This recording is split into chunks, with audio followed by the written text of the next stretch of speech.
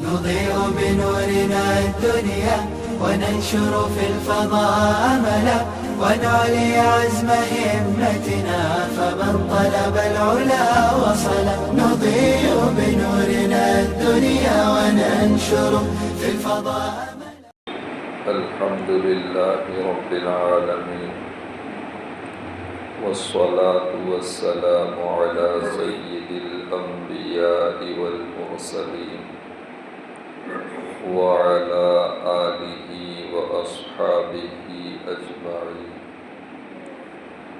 أما بعد، فعن أبي سعيد الخدري رضي الله عنه قال قال رسول الله صلى الله عليه وسلم: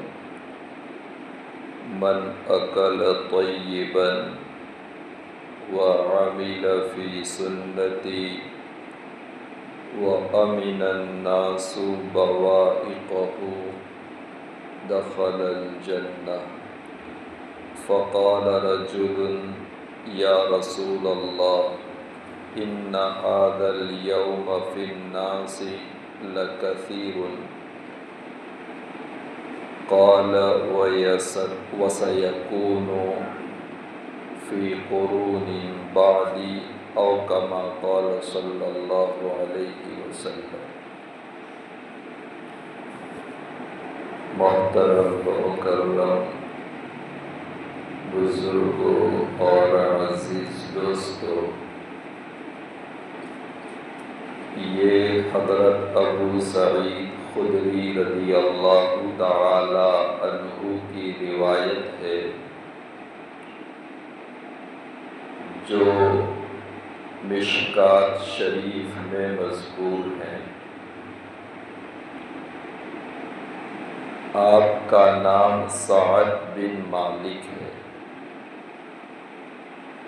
عربوں کے یہاں کنیت سے پکارنے کا رواج تھا،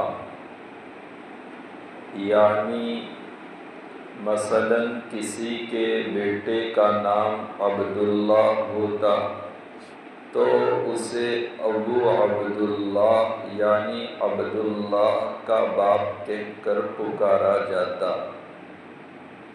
نام کچھ اور ہوتا تھا، اور اس طرح اب، ابن اور امہ کے ذریعے نسبت کر کے جو پکارا جاتا تھا اسے کنیت کہا جاتا ہے.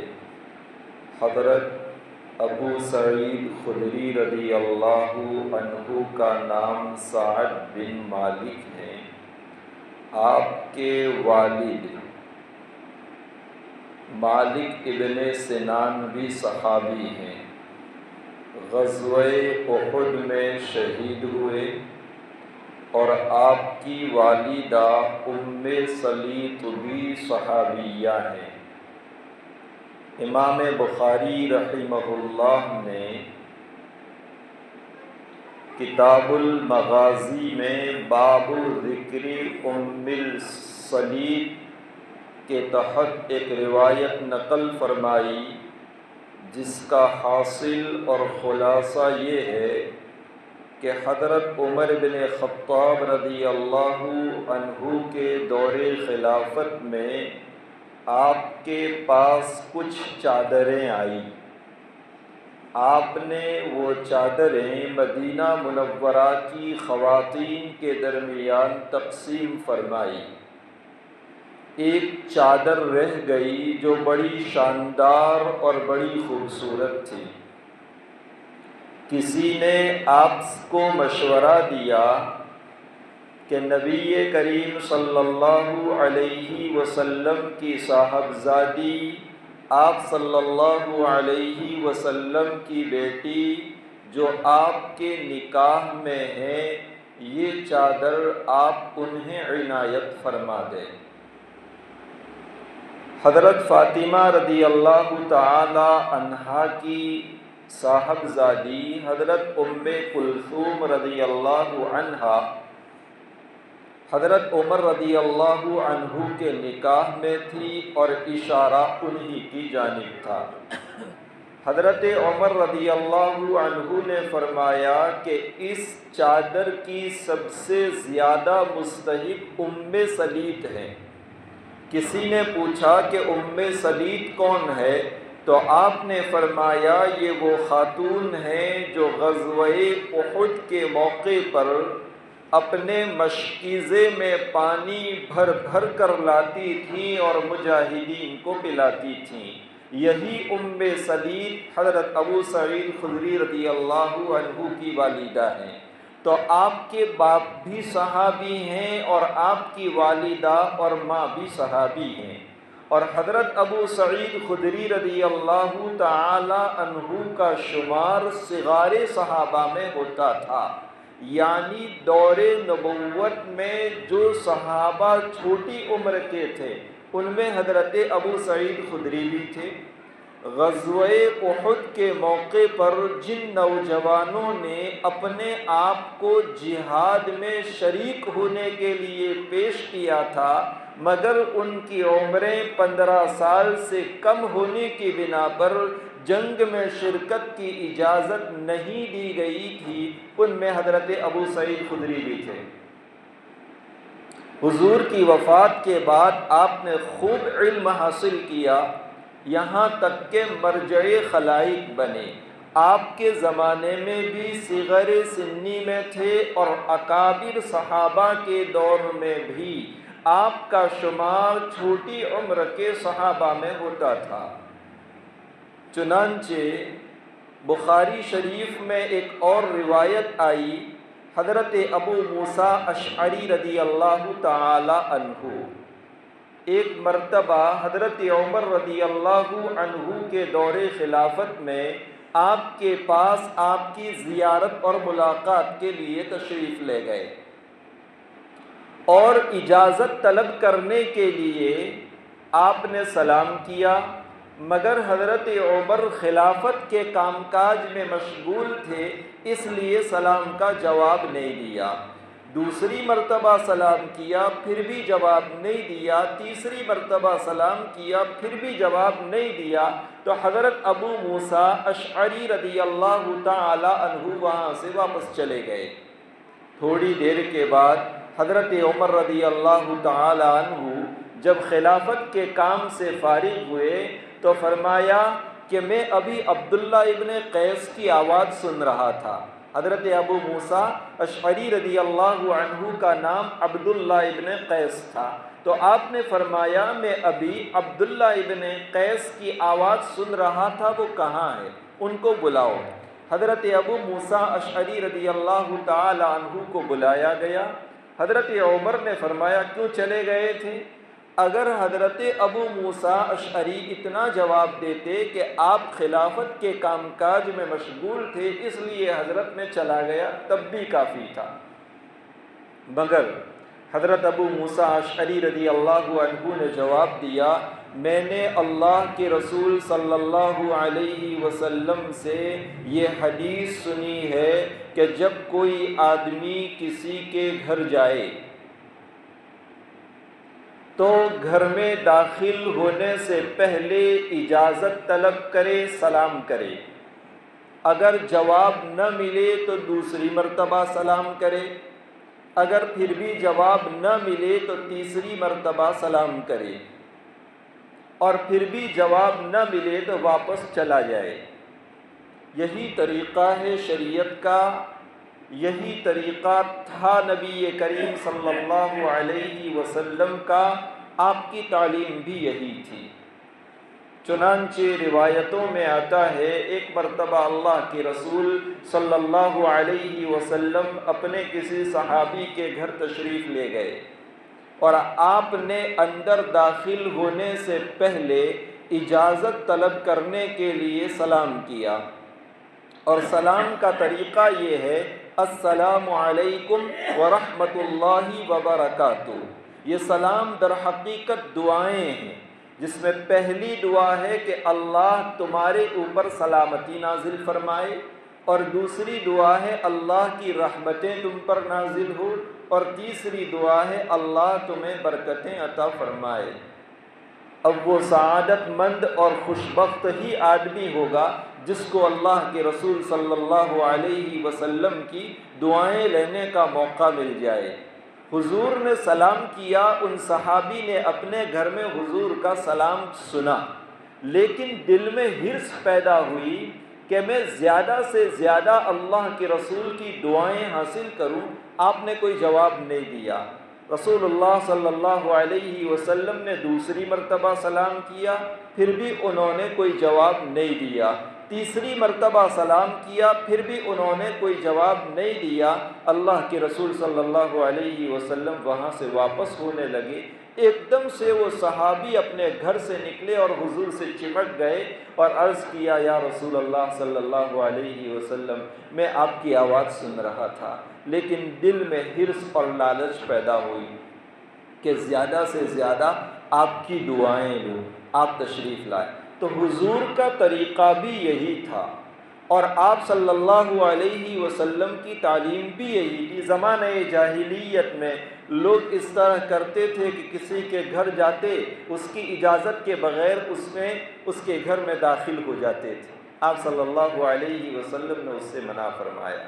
اور آج بھی کچھ لوگ ایسے ہی ہیں جو گھر کے مالک کی اجازت کے بغیر اس کے گھر میں چلے جاتے ہیں، حالانکہ شریعت کی تعلیم یہ ہے کہ چاہے وہ گھر کسی پرائے کا ہو یا آپ کے رشتہ دار کا ہو، آپ پہلے داخل ہونے سے پہلے اجازت لے لیں، بیل بجائیں یا دروازہ کھٹکھٹائیں، سلام کے ذریعے سے اجازت لیں۔ جب اجازت ملے تو اندر داخل ہوں، اور 3 مرتبہ اجازت لینے کے باوجود جب اندر سے کوئی جواب نہ ملے تو پھر واپس چلا جائے۔ یہ شریعت کی تعلیم ہے۔ حضرت ابو موسیٰ اشعری رضی اللہ عنہ نے یہ حدیث حضرت عمر کو سنائی، مگر حضرت عمر رضی اللہ تعالی عنہ کو یہ حدیث معلوم نہیں تھی۔ اس سے ایک بات سمجھ میں آئی کہ ہر آدمی کو ہر بات معلوم ہونا ضروری نہیں ہے۔ چنانچہ امام بخاری رحمہ اللہ نے اس روایت کو نقل کر کے یہی بات ثابت کی کہ حضرت عمر رضی اللہ عنہ جیسے جلیل القدر صحابی روز مرہ سے تعلق رکھنے والا ایک حکم آپ کو معلوم نہیں تھا۔ معلوم ہوا کہ ہر آدمی کو ہر بات معلوم ہونا ضروری نہیں ہے۔ اور حضرت عمر رضی اللہ تعالی عنہ کے یہاں قبول حدیث کے باب میں بڑی احتیاط تھی۔ اگر کوئی یوں کہتا کہ میں نے اللہ کے رسول صلی اللہ علیہ وسلم سے یہ حدیث سنی ہے، یا یہ رسول اللہ صلی اللہ علیہ وسلم کی حدیث ہے، اور حضرت عمر کو معلوم نہ ہوتا، حضرت عمر گواہ طلب کرتے۔ اور ویسے بھی صحابہ کرام رسول اللہ صلی اللہ علیہ وسلم کی احادیث کو نقل کرنے میں بہت زیادہ احتیاط کرتے تھے، اس لیے کہ آپ صلی اللہ علیہ وسلم کی جانب غلط بات کی نسبت کرنے کی بڑی سخت وعید ہے۔ آپ صلی اللہ علیہ وسلم نے فرمایا، من کذب علی متعمدا فلیتبوأ مقعدہ من النار، جو آدمی جان بوجھ کر میری طرف غلط بات کی اور جھوٹی بات کی نسبت کرے، اسے چاہیے کہ وہ اپنا ٹھکانہ جہنم میں بنا لے۔ اس لیے بڑے بڑے صحابہ بھی حضور کی احادیث کو بیان کرنے میں بڑا احتیاط کرتے تھے۔ امام ابن ماجہ رحمہ اللہ نے اپنی کتاب کے مقدمے میں ایک روایت نقل فرمائی، حضرت عبداللہ ابن مسعود رضی اللہ عنہ بڑے جلیل القدر صحابی ہیں، بلکہ فقہ حنفی کا بڑا دار و مدار حضرت عبداللہ ابن مسعود رضی اللہ عنہ کے فقہ اور علم کے اوپر ہے۔ ہر جمعرات کی شام کو ان کی مجلس لگتی تھی جس میں واعظ و نصیحتیں ہوتی، مسائل بیان ہوتے۔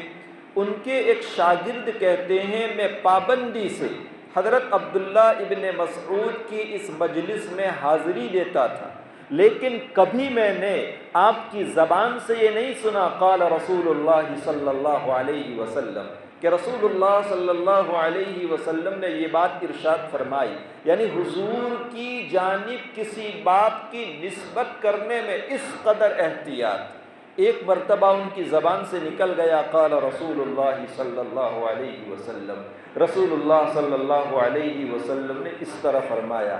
ان کے شاگرد کہتے ہیں کہ اتنا کہنے کے بعد میں دیکھ رہا ہوں حضرت عبداللہ ابن مسعود نے اپنا سر جھکا دیا، ان کی گنڈیاں کھلی ہوئی تھی، زاروں قطار رو رہے تھے۔ پھر فرمانے لگے کہ ایسا ہی حضور نے فرمایا یا اس سے کچھ زیادہ فرمایا یا اس سے کم فرمایا؟ غرض صحابہ کے یہاں بڑا اہتمام تھا اور بڑی احتیاط تھی احادیث کو نقل کرنے میں، حضور کی طرف کسی بات کی نسبت کرنے میں۔ اسی لیے حضرت عمر کے سامنے جب کوئی حدیث بیان کرتا فوراً گواہ مانگتے تھے۔ اب حضرت ابو موسیٰ اشعری رضی اللہ عنہ نے حدیث سنا دی، حضرت عمر نے کبھی سنی نہیں تھی، فرمایا گواہ لاؤ۔ اور حضرت عمر کا یہ معمول بھی لوگوں کو معلوم تھا کہ اگر ان کا مطالبہ پورا نہ کیا گیا تو کوڑے سے بھی خبر لی جا سکتی ہے۔ اب حضرت ابو موسیٰ اشعری رضی اللہ تعالی عنہ حضرت عمر کے ضابطے میں آ گئے، گھبرائے ہوئے گئے مسجد نبوی میں، اور مسجد نبوی میں حلقہ لگتا تھا حضرت ابی بن کعب رضی اللہ عنہ کا۔ حضرت ابی بن کعب رضی اللہ تعالی عنہ بھی آپ صلی اللہ علیہ وسلم کے ایک جلیل القدر صحابی ہیں، انصاری ہیں، جن کو سید الانصار کا لقب ملا، اور علم قرات میں بڑے ماہر تھے۔ حضور اکرم صلی اللہ علیہ وسلم کی بارگاہ سے آپ کو اقرأہم ابی بن کعب کا تمغہ ملا ہے کہ صحابہ میں سب سے اچھا، سب سے زیادہ قرآن پڑھنے والے ابی بن کعب ہیں۔ ایک روایت میں آتا ہے اللہ کے رسول صلی اللہ علیہ وسلم نے حضرت ابی بن کعب سے فرمایا، ابی، اللہ نے مجھے یہ حکم دیا ہے کہ میں تمہیں لم یکن الذین کفروا پڑھ کے سناؤں۔ حضرت ابی نے عرض کیا، اللہ کے رسول صلی اللہ علیہ وسلم، کیا اللہ تعالیٰ نے میرا نام لے کر کے آپ کو ارشاد فرمایا ہے؟ اس پر شارحین نے سوال اٹھایا کہ جب رسول اللہ صلی اللہ علیہ وسلم نے یہ بات ارشاد فرما دی، پھر حضرت ابی بن کعب نے یہ سوال کیوں کیا؟ تو شارحین اس کا جواب دیتے ہیں کہ اصل میں حضرت ابی یہ سمجھ رہے تھے کہ ہو سکتا ہے اللہ نے حضور کو یہ حکم دیا ہو کہ اپنے کسی صحابی کو یہ سورت سناؤ اور حضور مجھے سنا رہے ہوں، تو سوال کیا کیا اللہ نے میرا نام لے کر کے آپ کو حکم دیا ہے؟ آپ صلی اللہ علیہ وسلم نے فرمایا ہاں، آپ کا نام لے کر مجھے حکم دیا ہے۔ ماری خوشی کے حضرت ابی بن کعب رونے لگے۔ الغرض حضرت ابی بن کعب کا درس لگتا تھا، حلقہ درس مسجد نبوی میں، طلباء ان کے پاس پڑھتے تھے۔ حضرت ابو موسیٰ سیدھے گئے وہاں مسجد نبوی میں اور کہنے لگے، بھائی تم میں سے کسی نے یہ حدیث سنی ہے؟ پوچھا گیا کون سی حدیث؟ تو انہوں نے بتلایا کہ جب کوئی آدمی کسی کے گھر جائے تو پہلے اجازت لینے کے لیے سلام کرے، جواب نہ ملے دوبارہ سلام کرے، پھر جواب نہ ملے تیسری مرتبہ سلام کرے، پھر بھی جواب نہ ملے تو واپس چلا جائے۔ تو حضرت ابی بن کعب نے فرمایا کہ یہاں جتنے لوگ بیٹھے ہیں سب نے یہ حدیث سنی۔ اس پر حضرت ابو موسیٰ کہنے لگے، بھائی مہربانی کرو نا، کوئی میرے ساتھ چلو، امیر المومنین حضرت عمر کے سامنے گواہی دو۔ تو حضرت ابی بن کعب رضی اللہ عنہ نے فرمایا کہ میں تمہارے ساتھ گواہی دینے کے لیے سب سے چھوٹی عمر والے کو بھیجوں گا، اور پھر حضرت ابو سعید خدری رضی اللہ عنہ کو گواہی دینے کے لیے روانہ کیا۔ میں تو یہ بتلانا چاہتا تھا کہ حضرت ابو سعید خدری رضی اللہ تعالی عنہ کا شمار اکابر صحابہ کے دور میں بھی چھوٹی عمر کے صحابہ میں ہوتا تھا، مگر اللہ کے رسول صلی اللہ علیہ وسلم کے وصال فرمانے کے بعد علم کے حصول میں اس قدر اہتمام کیا، اس قدر محنت کی کہ آپ مرجع خلائق بن گئے۔ آپ لوگوں کو فتوے بھی دیتے تھے۔ یہی حضرت ابو سعید خدری رضی اللہ تعالی عنہ اس حدیث کے راوی ہیں، وہ فرماتے ہیں اللہ کے رسول صلی اللہ علیہ وسلم نے فرمایا من اکل طیبا، جس نے حلال غذا کھائی، وعمل فی سنتی، اور میری سنتوں پر عمل کیا، وَأَمِنَ النَّاسُ بَوَائِقَهُ، اور لوگ اس کی جانب سے پہنچنے والی تکلیفوں سے محفوظ رہے، دخل الجنہ، وہ آدمی جنت میں داخل ہو جائے گا۔ کتنا شارٹ فارمولا اور کتنا مختصر راستہ جنت میں داخل ہونے کا اللہ کے رسول صلی اللہ علیہ وسلم نے ارشاد فرمایا کہ بس 3 باتیں جس میں پائی گئی تو سمجھ لو وہ جنت میں داخل ہو گیا۔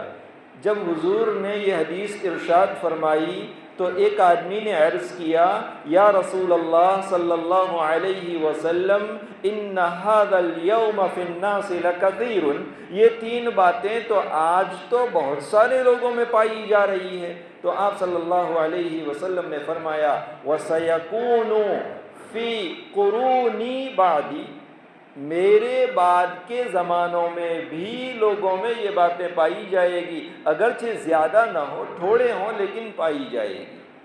اور جن 3 باتوں کے اوپر عمل کرنے پر اللہ کے رسول صلی اللہ علیہ وسلم نے جنت میں داخلے کی بشارت سنائی، اس میں پہلی بات آپ نے ارشاد فرمائی من اکل طیبا، جو آدمی حلال غذا کھائے۔ رزق کا حلال ہونا شریعت میں بڑی اہمیت رکھتا ہے۔ ایک حدیث میں آیا طلب الفریضتی طلب الحلالی فریضۃ بعد الفریضہ، شریعت میں جو فرائض ہیں، نماز، روزہ، زکوٰۃ وغیرہ فرائض کے بعد ایک بڑا فریضہ رزق کا حلال ہونا ہے۔ معاشرے کے بننے اور بگڑنے کا بڑا دار و مدار رزق حلال کے اوپر ہے۔ جس معاشرے میں اور جس سماج میں حلال روزی کا اہتمام کیا جائے گا وہ معاشرہ بنے گا، اور جس معاشرے اور جس سماج میں زیادہ تر حرام کی آمیزش ہوگی وہ بگڑے گا۔ اس قدر اہمیت رکھتا ہے رزق کا حلال ہونا۔ اللہ کے رسول صلی اللہ علیہ وسلم کی ایک اور حدیث ہے، آپ نے فرمایا ان اللہ طیب لا يقبل الا طیبا، اللہ پاک ہیں اور وہ پاک ہی کو قبول کرتے ہیں۔ یعنی کوئی آدمی اللہ کے راستے میں صدقہ کرتا ہے، خیرات کرتا ہے، خرچ کرتا ہے تو حلال مال سے اگر خرچ کرتا ہے اللہ اسے قبول کریں گے، اور اگر وہ حرام مال سے خرچ کرے گا اللہ تعالیٰ اسے قبول نہیں فرمائیں گے۔ امام ترمذی رحمۃ اللہ علیہ نے پہلی روایت نقل فرمائی کہ طہارت اور پاکی کے بغیر نماز نہیں، اور حرام مال سے صدقہ قبول نہیں ہوتا۔ اس لیے رزق حلال کا بہت زیادہ اہتمام کرنا چاہیے۔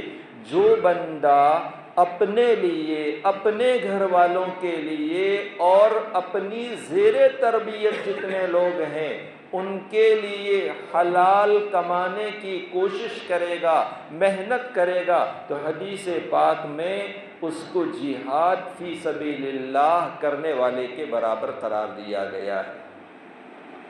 باقی باتیں انشاءاللہ آئندہ مجلس میں عرض کریں گے۔ اللہ تبارک و تعالیٰ سے دعا ہے اللہ تبارک و تعالیٰ ہمیں رزق حلال کی توفیق عطا فرمائے۔ آمین وآخر دعوانا الحمدللہ رب العالمین۔